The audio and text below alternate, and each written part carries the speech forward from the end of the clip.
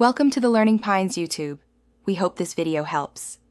You begin by making the device safe. Power off, unplug, and remove any removable battery.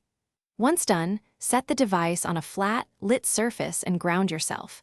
You need a small screwdriver, canned air, and a cotton swab dipped in 90% isopropyl alcohol.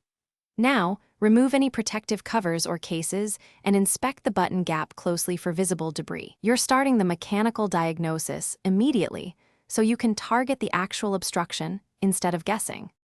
You'll now focus on freeing the button.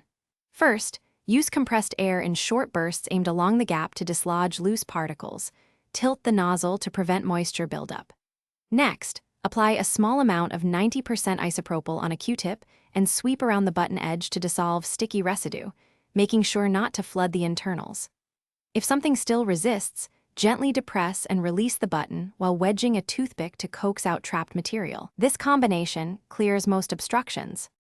Once the button moves freely, reassemble panels and reinstall the battery or reconnect power.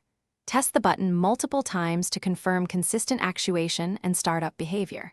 If it's sticky but functional, use a dedicated electronic contact cleaner sparingly to prevent future buildup.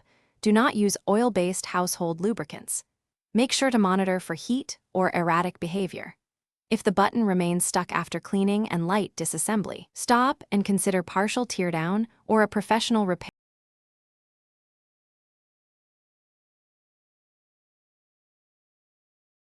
Thanks for watching. Consider subscribing if we helped you.